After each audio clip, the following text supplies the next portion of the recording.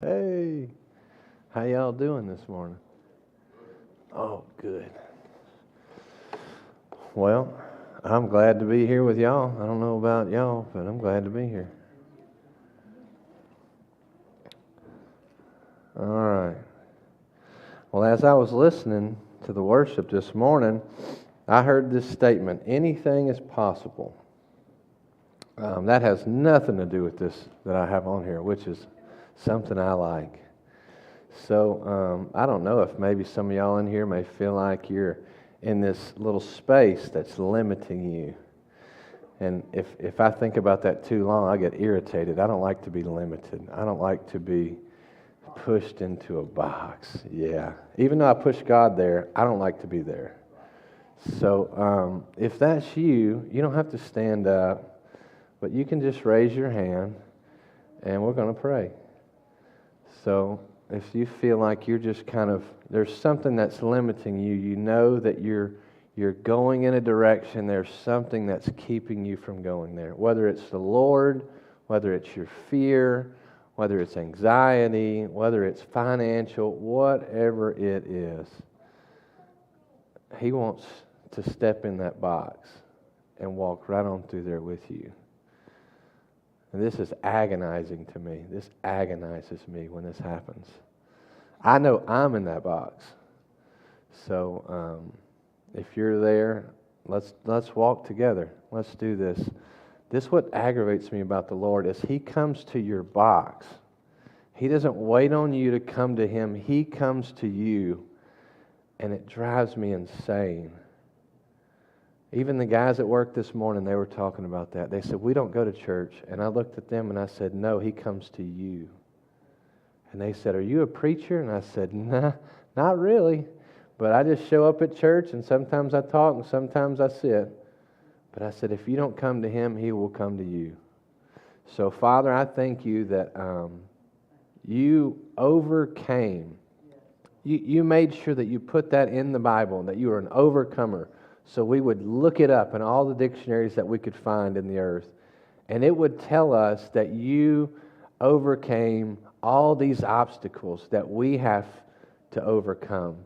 And when we get stuck, when we get limited, when we stop because of fear or anxiety or whatever it is, you come to us and you begin to hold our hand and walk us through these places that they paralyze us. Walk us right now. Just walk right in and walk us out. And help us to overcome. Because that is becoming like you as we are overcoming. You desire that we overcome all of the things that hinder us or they hold us back from becoming like you. And as painful as it is, Lord, help us. Give us strength. Give us boldness. Courage is doing things scared to death. And let us be courageous in the little things that the enemy holds us back and that we hold ourselves back. Help us, Lord. Amen. All right. So that's what we're going to talk about today. Step by step. And this is very painful too. Because I don't know about y'all, but I like things quick. I like them fast. You know, I think when something comes up, you're like, wow, I can do that, and I can do it now. And sometimes that's not the case. Sometimes it is. Sometimes you can put the little noodles in there. You know, Paisley says, I want noodles, so we put the noodles in there, 1 minute. Boom, done deal. I can see the time on it. Isn't that amazing that I can see the time? It's the only thing I can see the time on, because the Lord doesn't give us a timeline. He just says, okay, get busy, and I can watch the time on the microwave. So we've started this journey. The family's sick. They're getting better. They've got that bronchitis croup thing going on. So, you know, we're hooking them up with breathing treatments. I did my first breathing treatment at the house. It was great, and I didn't know what I was doing.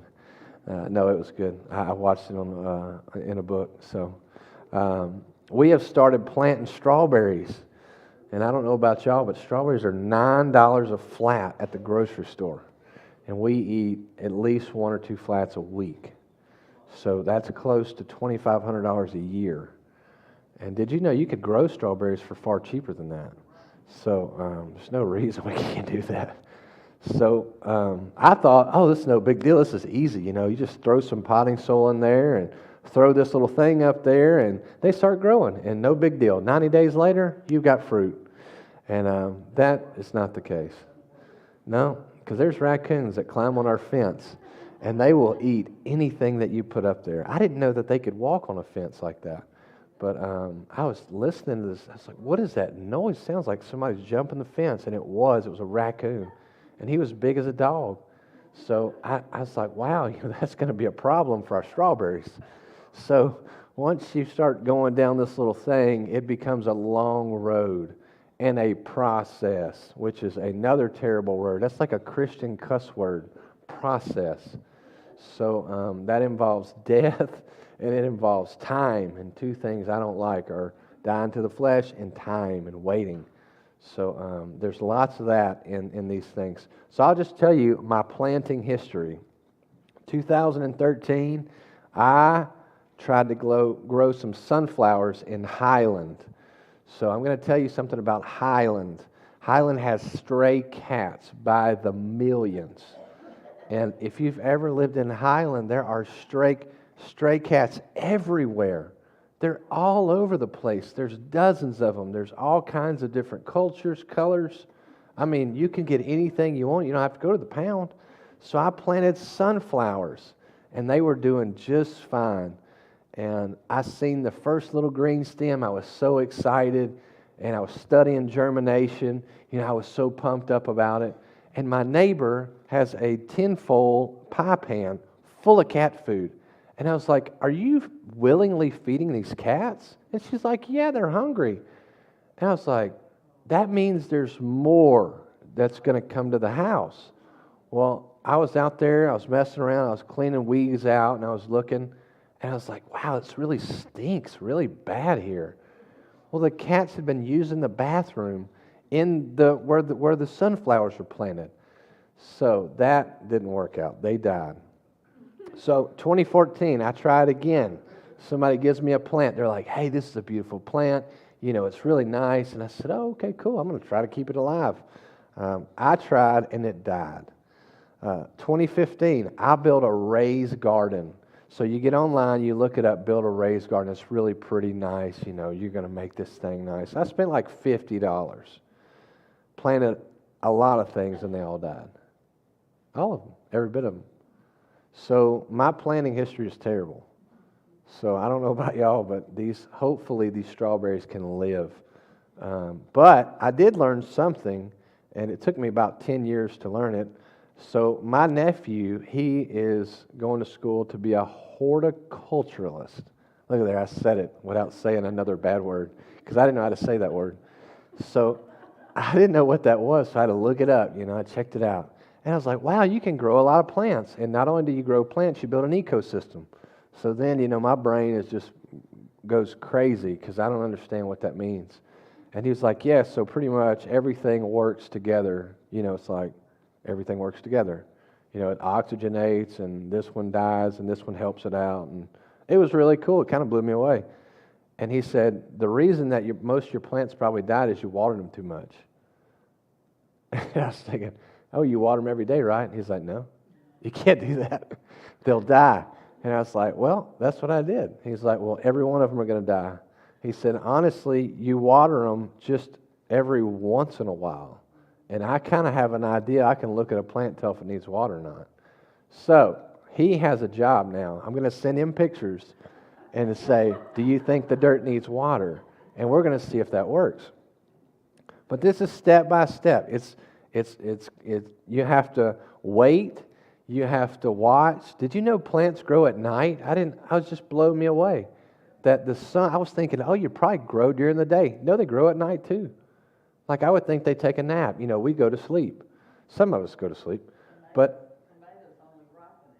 isn't that so wild? This just blows me away. So I was thinking, you just grab the strawberries, no problem, done deal. And so I'm thinking about this. I'm driving, and I was thinking, I was driving down, I think it was like 171, and I had this thought that came to me, here's the thought: walking with the Lord is better than just listening to His Word. Which listening to the Word is amazing.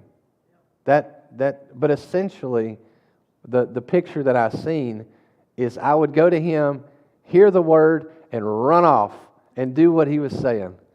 And He's standing over there, so I said, well, why don't just walk with Him? That way He knows the next step on the Word. And he said, that's a great idea, John. You should do that. And I said, I like that better than just getting the Word and running away. And he said, yeah, it's actually better. It actually saves a lot of time and a lot of headache. So I said, oh, wow. Well, that's kind of like all these other things. That's kind of like growing vegetables. So this kind of puts us in the mundane, though. It's the mundane that really kind of wears us out. It's just the everyday. You're not seeing much growth. You keep watering this dirt, and there's no green stem coming up, and you're like, what is the problem? So you want to dig it up to see, like, are you green yet? Are you almost coming to the surface?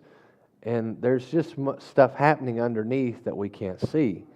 So there's a trust factor involved, which is another word that's not so great.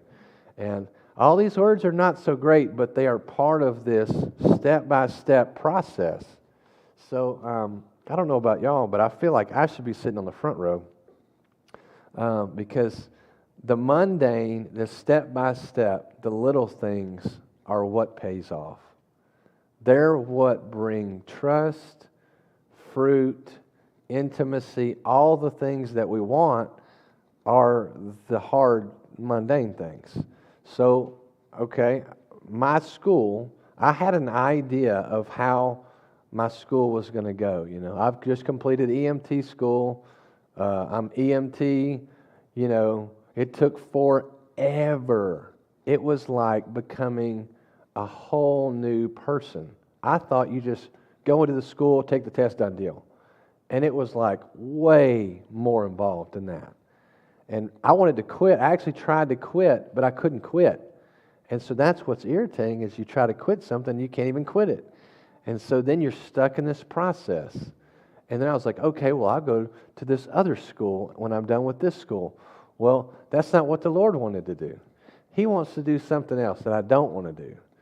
And so I'm learning about how that works. And then all my fears and all these other things that I don't want to do start coming up. And he said, this is great. And I said, no, this is not great. This is me having to go straight through things that I don't like. And I was going to go do this other thing, which is going to be hard, but at least I have an idea. There's not many fears involved over here, So I began to see this whole process happen, this step by step in my life in just, I don't know, a few weeks. So, relationship with people. This is step by step too. This is, to me, one of the main things that brought me to know the Lord is people walking with me.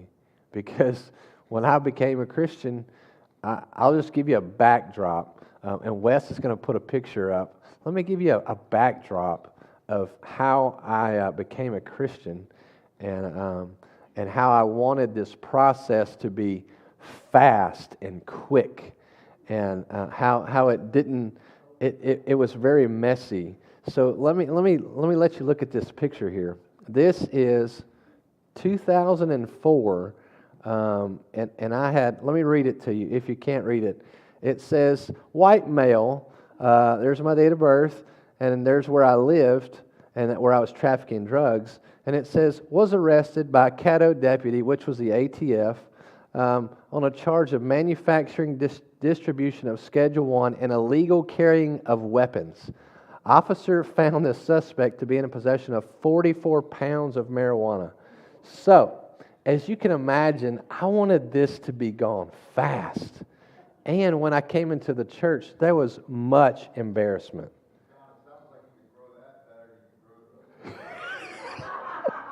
You don't have to grow that. You just go buy it.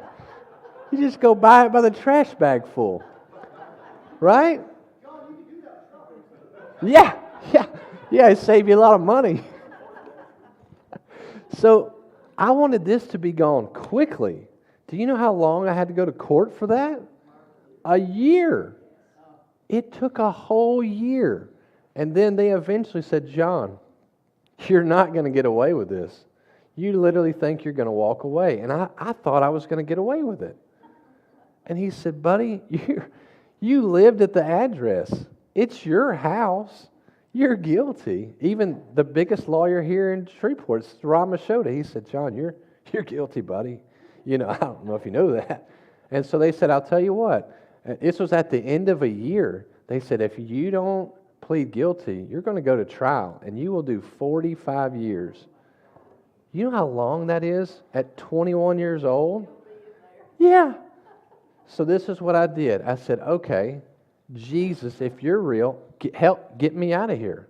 So I didn't have any rapport with Jesus. I wasn't praying to him weekly. I certainly wasn't involving him in my marijuana studies. You know what I mean? I didn't invite him to our trafficking meetings. You know, I wasn't weighing things out going, Lord, I hope this is going to be, hope we make lots of profit. But here's what did happen. So about 2 hours before this happened, I was at a church, and I was working for a guy putting fire alarms in. And I was doing the fire alarm thing, you know, I was putting a little strobe light on. And the guy walks over to me, he's like, hey, what are you doing tonight? And I said, oh, not much, you know. That's what I was doing. But I was like, oh, not much. Why? What's going on? He's like, well, we're going to be playing pool, kind of hanging out up here at the church if you want to come. And so this is right by LSUS. And I was like, oh, yeah, okay, cool. That's cool, man. Yeah, I'll come. I was like, what time are you guys going to do that? He was like, 7 o'clock. I was like, okay. Well, yeah, I'll be here. No problem. You know, a bunch of young guys playing pool. Yeah, it sounds fun. So I knew what I was doing. I knew what was going to happen. So I get off work probably 5 o'clock. So we go home, and there's literally drugs all over my house. And so we're getting everything ready because we're going to sell 10 pounds to this guy. We're going to sell it. Well, what we didn't know is the ATF put a wire on him and sent him into my house. But I wasn't there yet. I was outside. I was at the pool. So we're almost to 6 o'clock, right? We're getting there. And I see like all these people in like clothing, kind of like Jack's, you know, just plain old shirts, you know, just kind of walking around. And I was like, wow, you know, there sure are a lot of people just out walking today. This is kind of weird, you know. And I was just like there's normally not a lot of people out. And then this guy kept driving his bike around. I mean, he was flying. I was like, that guy is rolling. Like, what is he doing? So then my phone rings, and the guys that are in my house, I knew what they were doing. They're getting everything ready, you know, because the buyers would show up. So the phone rings, and it's like probably 6:40 something. And it's, you know, it's my friend. He's like, hey, we need you to come up here. I was like, okay, no problem. So when I turn, the guy that had been riding that bike is right there. And the bike is nowhere to be found. And I'm like, hey, what's up, man? You know, what's going on? And he was like, we need you to come with us. And I said, who's we? You know, and he said, well, I'm so-and-so with the ATF. And I was like, oh, well, where are we going to go? He said, we're going to go to your house. And so that's where we started walking. So I am losing it. I am losing my mind. I was like, this is a movie. So we get up there, fast forward. When they're arresting me, my clock on the wall goes from 6:59 to 7 p.m. And I look at that clock, and the Lord spoke to me, said, if you had been where I gave you a chance, this wouldn't have happened.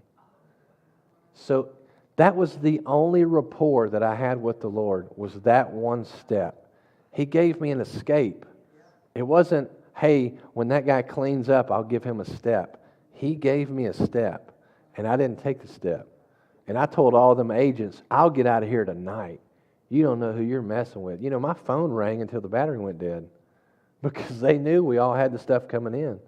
And they were like, man, you're popular. I was like, only because of that stuff right there is why I'm popular.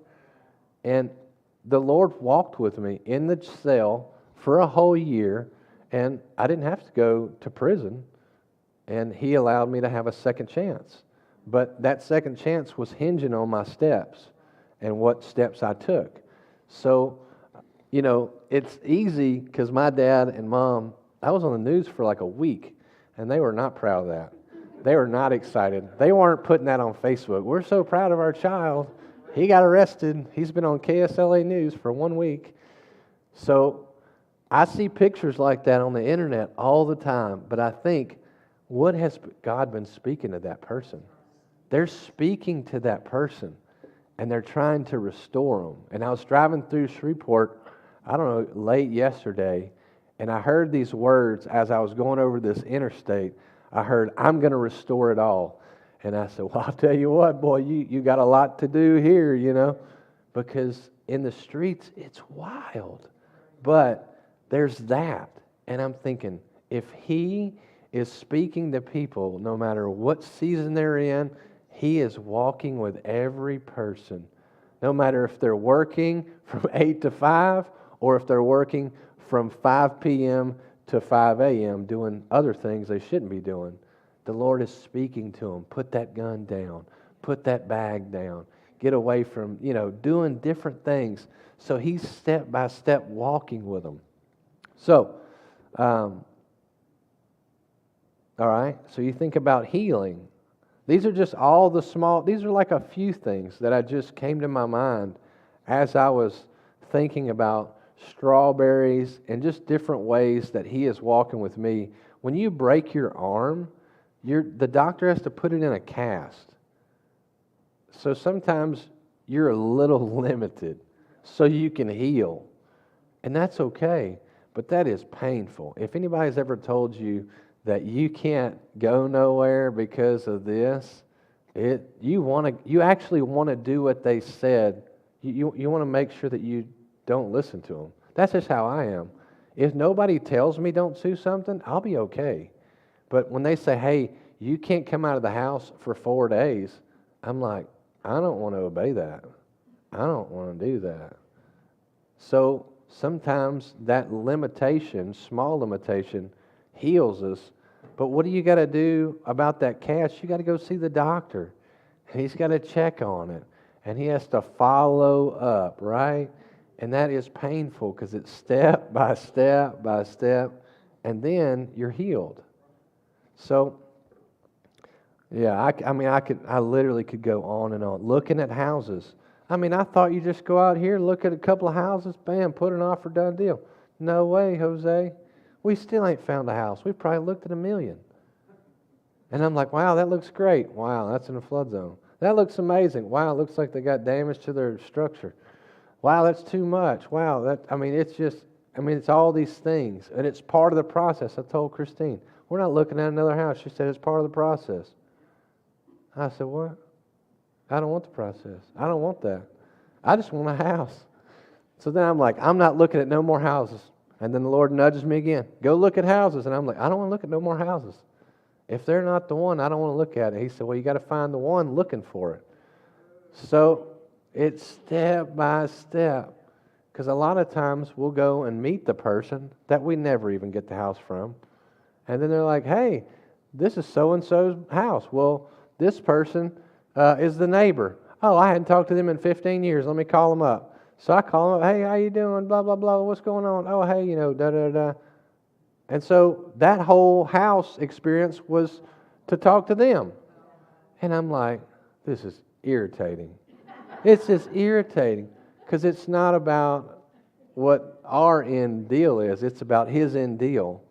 And He has to move us around. So I don't know about you, but step by step, God walked me out of this life of crime, drugs, addiction, all kinds of other stuff, mindsets, mouth. We'll just say mouth. That'll cover a lot. All of that. It was step by step. So when I go to the very bad neighborhoods at midnight, I'm not worried because I know the Lord can work in that neighborhood. And He ain't scared of that neighborhood. I had a dream, I don't know, it was probably 10 years ago.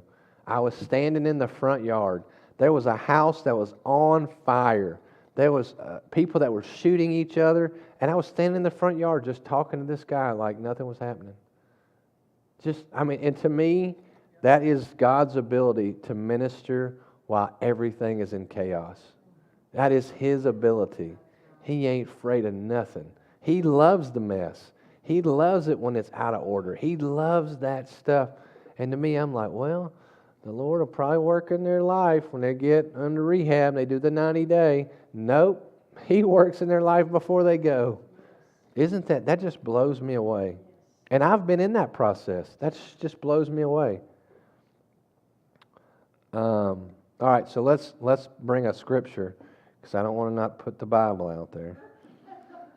I was reading this, and this irritated me too.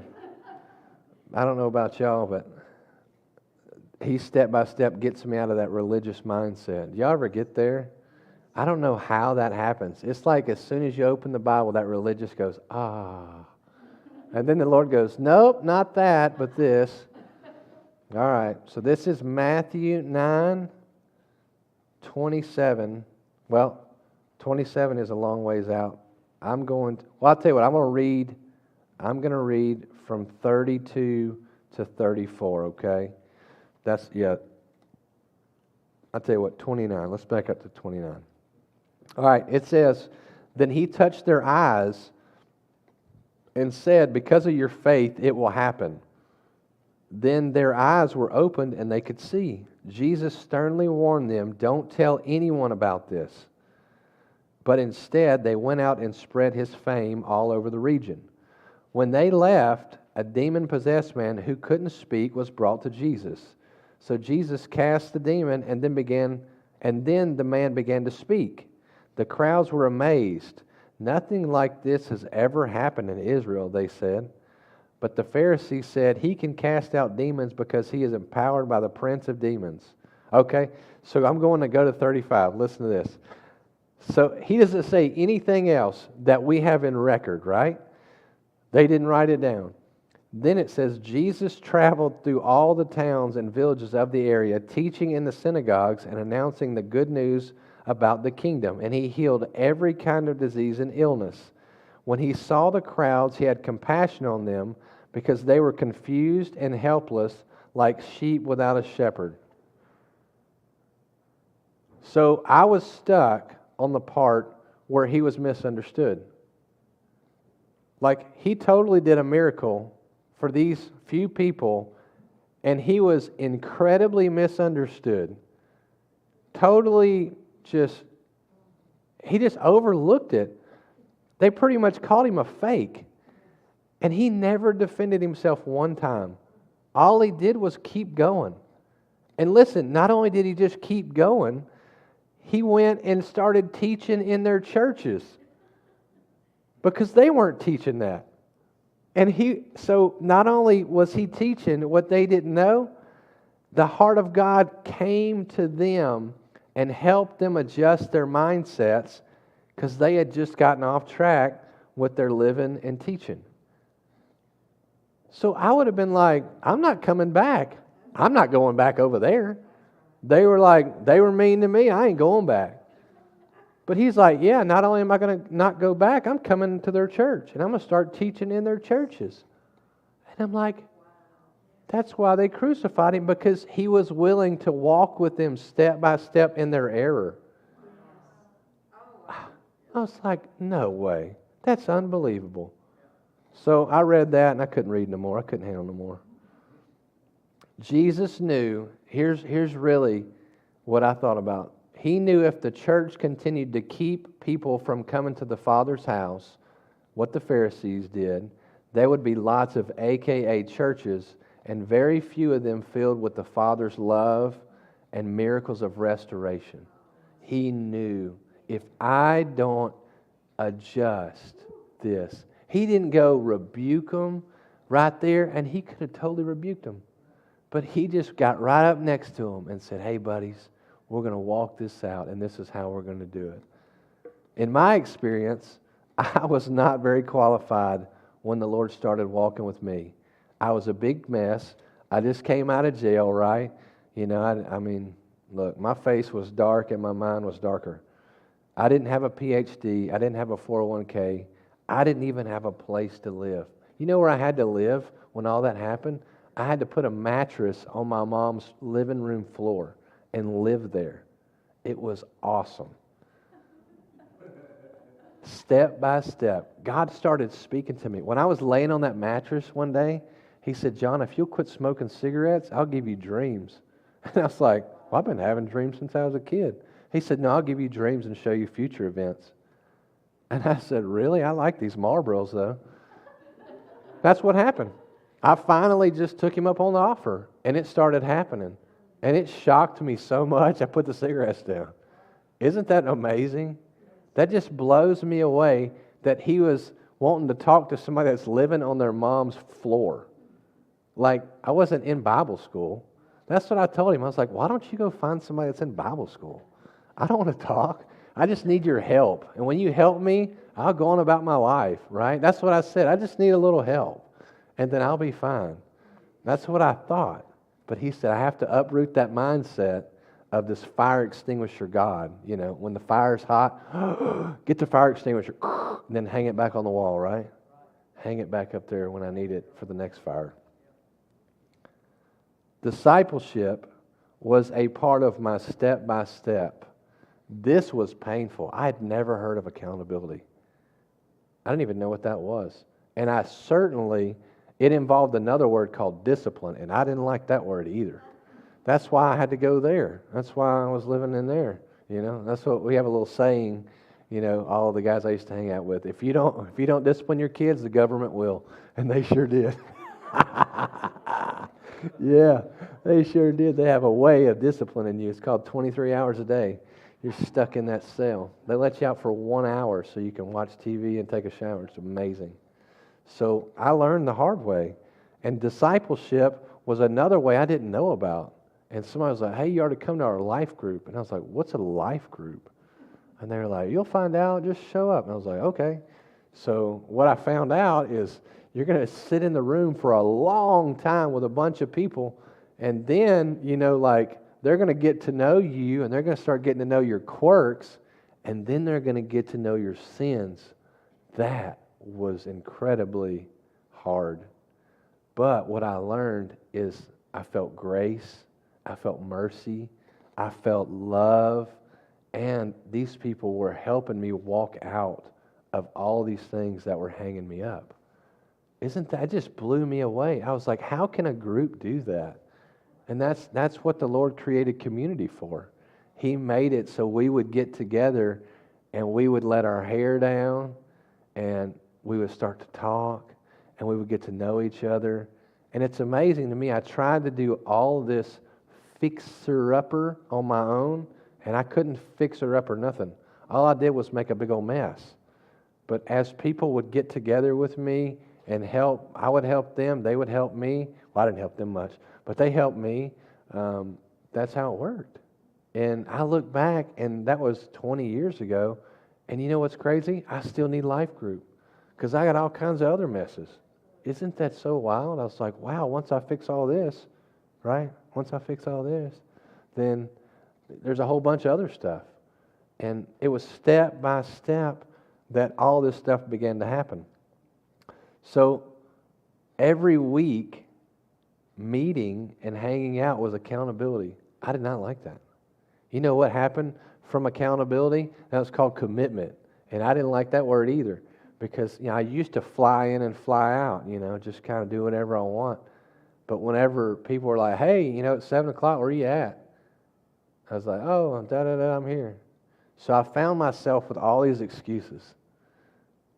And then I couldn't be transformed anymore. The Lord couldn't move any more in my life because I had said, hey, I'll let you do so much, and then that's it, no more.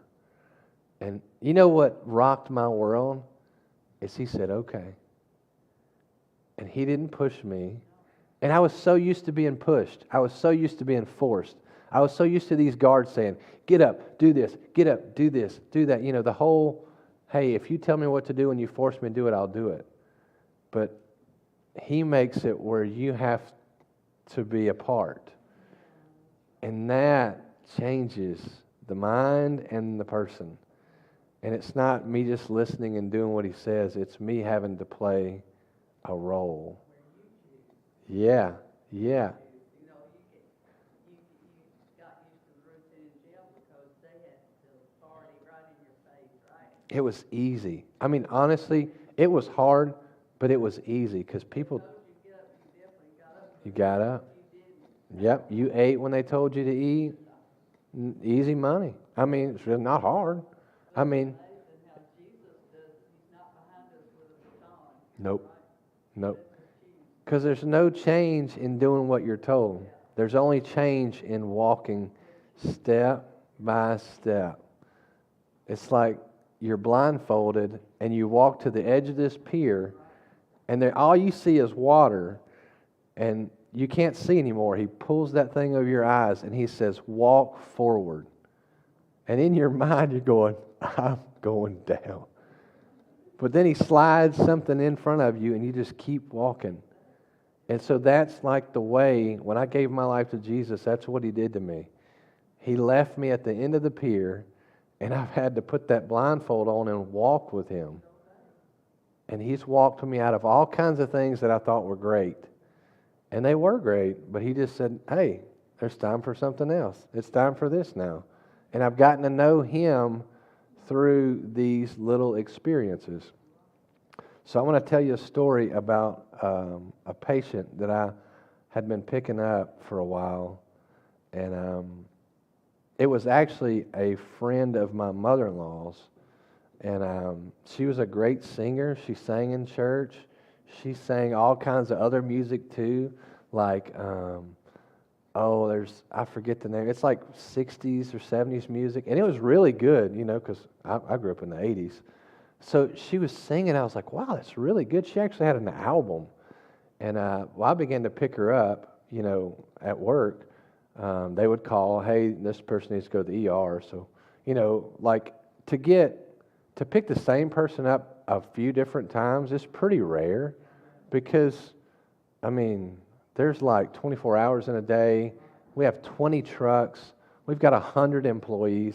So for me to pick you up when you need to go to the ER is absolutely just a drop in the hat. Well, I picked this lady up twice, and I know her really good. So as soon as I would pick her up, she is comfort. Oh, she's okay. Everything's okay. And, you know, I would pick her up, take her to the hospital, whatever. Well, when I pick people up, I can see them declining. I can watch them. You know, I can see where they're at, you know, and I can kind of tell.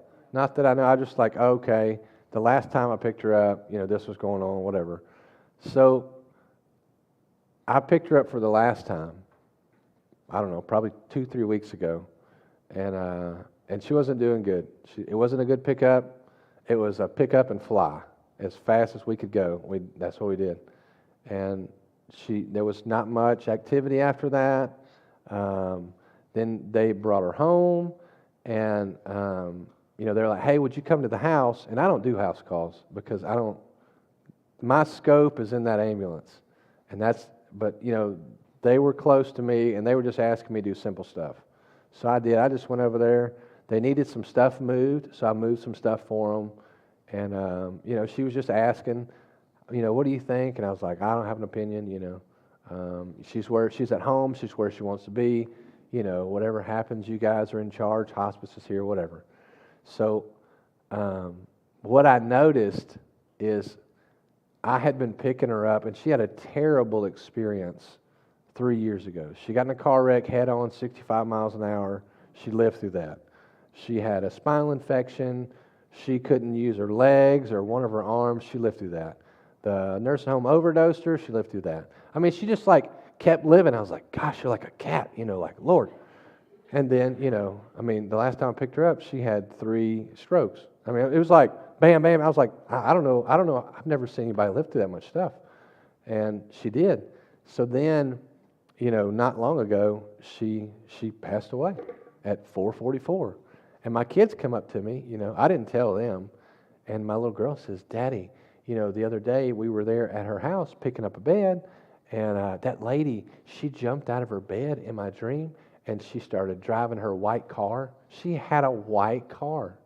She had never seen this lady's white car ever. That's the car that was in the wreck. She had never seen it. She's 3 years old. She doesn't know anything. She was all better, Daddy.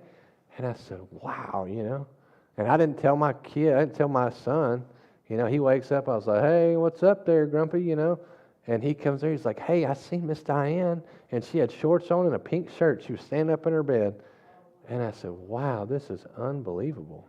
Like, this is rocking my little world. And it's touching them too. And so I had to go over there so they could start to walk with the Lord. My kids too. And then she passes away. Well, the next day or two, her daughter takes a picture. Her daughter does makeup for like actors and stuff. She takes a picture of this cross that's on the wall, and it's written in oil.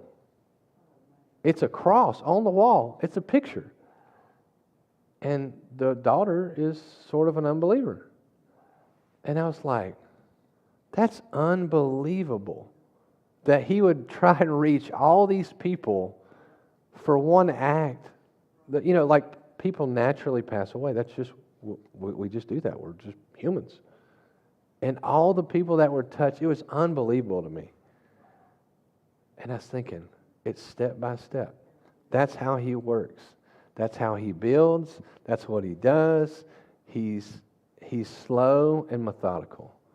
And that's something that I'm not very good at. So if that's how he builds, and if we can do that, we can be close together, we can be uncomfortable, and we can walk in the Spirit just like that. So I don't know. That's my story, and I'm sticking to it. Okay. You got anything else? I'm listening. Tell me y'all know. Tell me y'all already know this, right? Yeah. That's what I was thinking.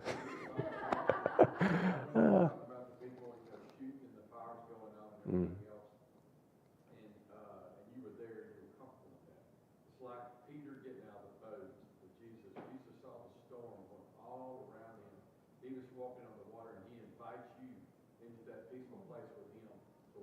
Mm.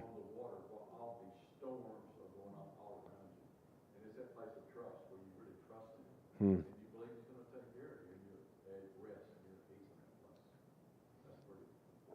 Yeah. And that's the place I wish I could run from, right? Fast as I can the other way. Yeah. Yeah. He definitely does that to me. He's got me there right now, and I don't like it. Yeah, it's good for me. I'm good. Well, I love you guys, and I hope anybody need any prayer. Everybody doing okay?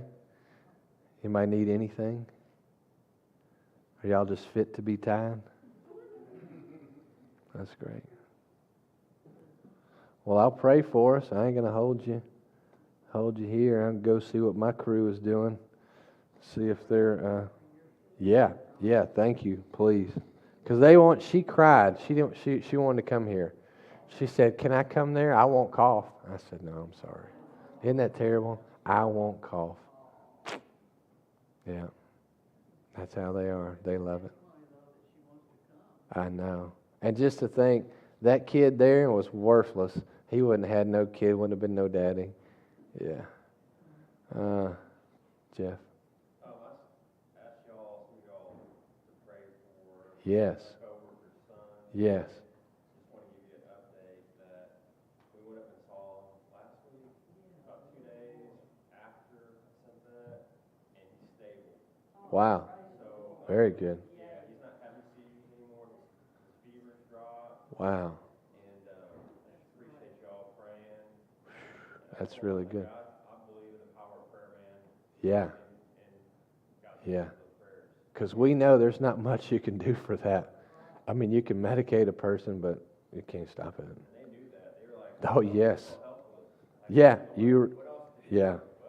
Yeah. I know. That is the scariest. That is scary. Because all you can do is pad things around them. That's amazing. I've Yeah.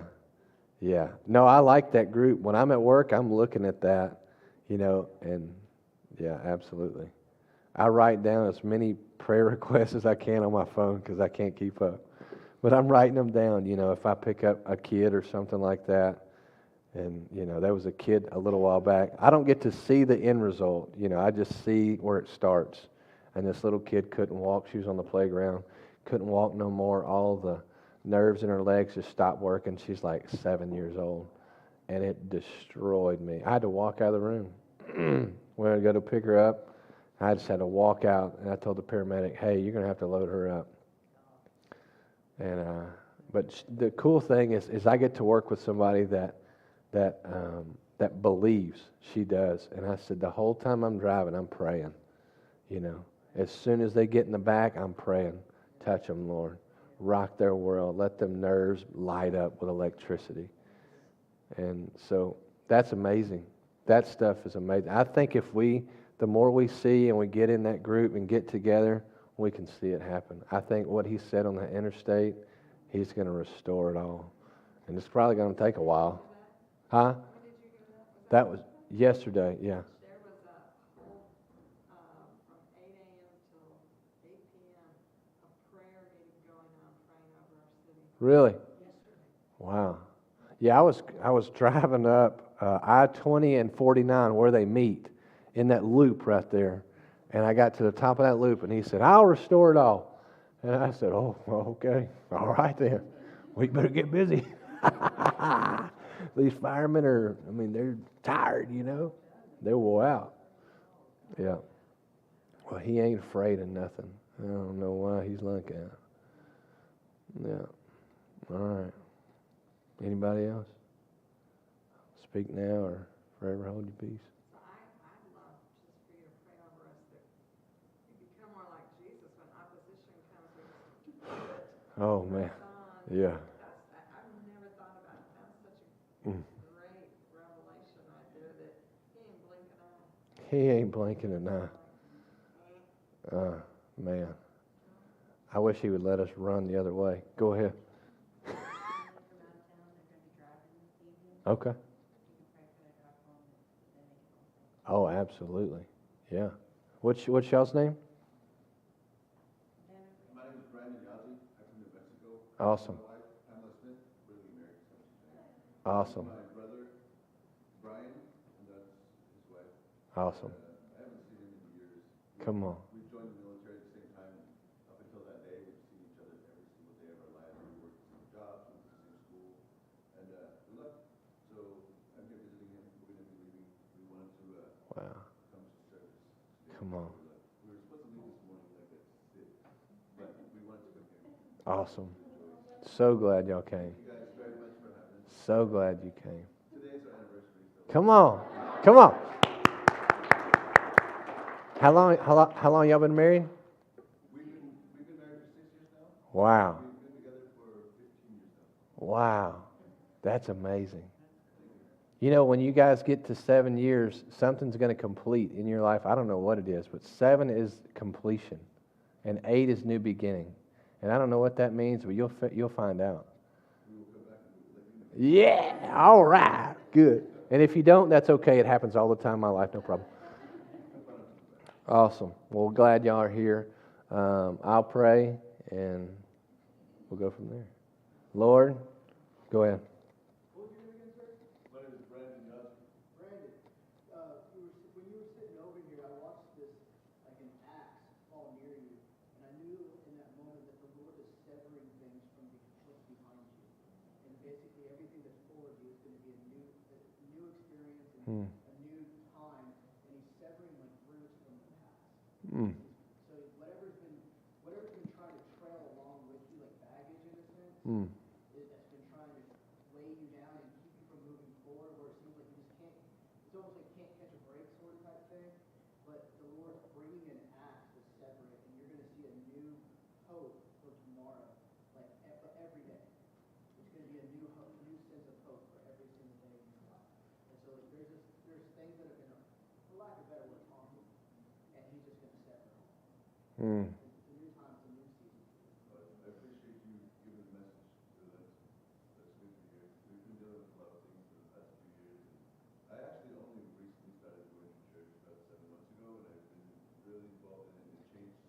so much of my life that I would not be able to tell all of you all of that here in Wow. about 20 or 30 minutes. It would probably take 2 hours, but I guarantee Wow. you all would love it, and it was a wonderful story of conversion. And Wow. definite testimony to healing and faith. Wow. That's what it's all about.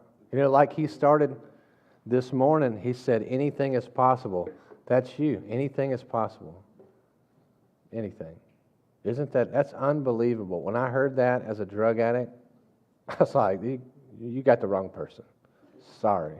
Maybe the person next to me, but that's amazing. We're glad y'all came. I think he had something special for you today. When I got out of the military, I spent a lot of time doing whatever I could to avoid the gospel. I met my wife for 14 years. She told me everything that's wrong in your life, Jesus will change it. Wow.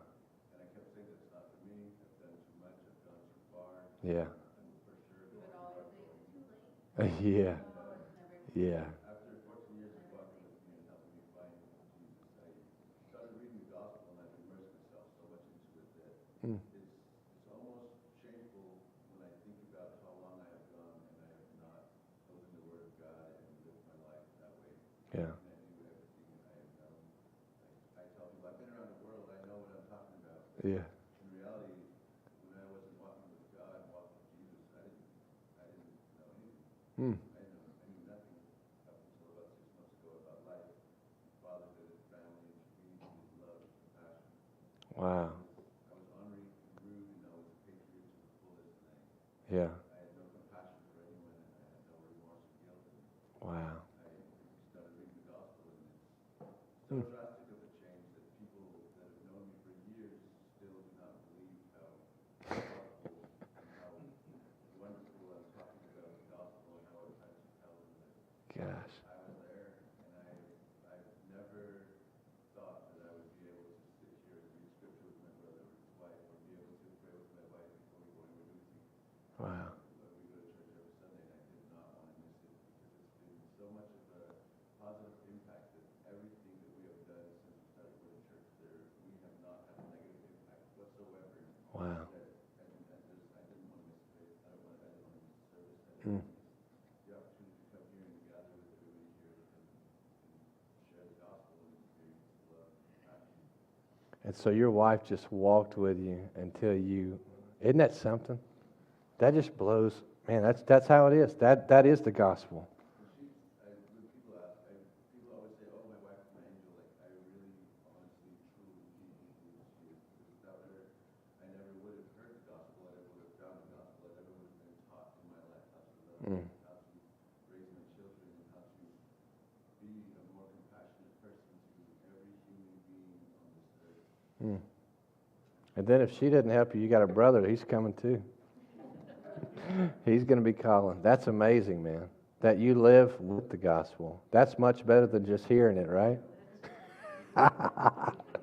It's painful. I live in the same house, man, and I'm telling you, my wife does the same thing. She makes me holy, and it's painful, but it's worth it, isn't it? Just like that worship, that spirit that was in here, it was so strong. I was like, I hope this never stops. If I could sit here and talk for an hour and tell you how much it was worth it, I still would not be able to. Yeah. In any language, Navajo or English, and Yeah. everybody know that I would not be able to tell you how much worth it has brought to my life. It's been here. I've been here for 40 years in my life, and the last 6 or 7 months have been so different from the first Hmm. 90% of my life in a good way.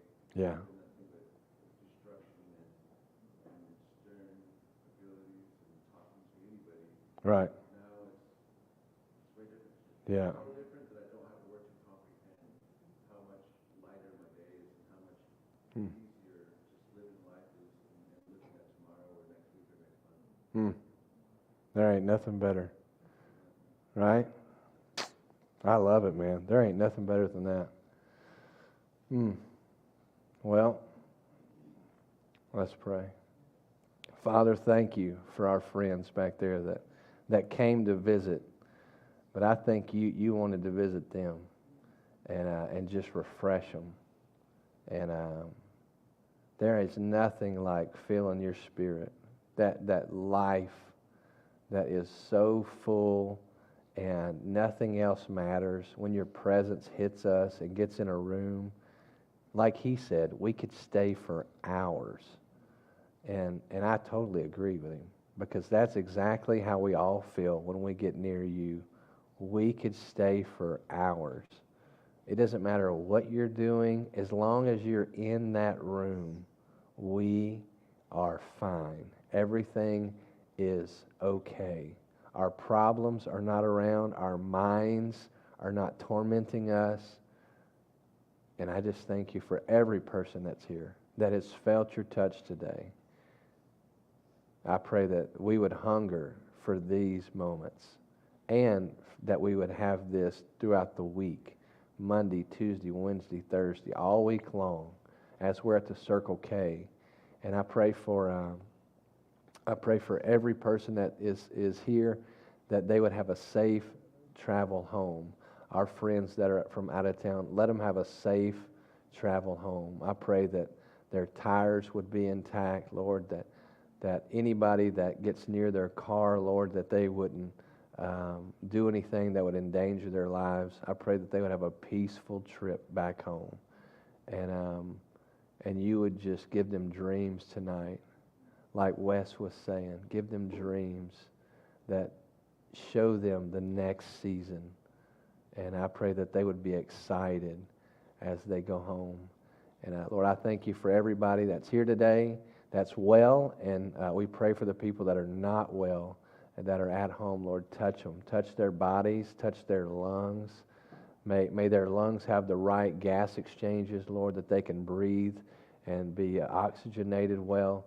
And Lord, I pray that we would continue to get close together, that we would get uncomfortably close together to get to know each other and to build each other up as we're building you and putting you back together in this city. Help us help each other, and help us to get into alignment with what you want to restore in our cities. And Lord, anything else that we may not have mentioned, Lord, would you cover it? Would you give us mercy? Would you give us grace? And would you guide us where we are uncomfortable? Amen.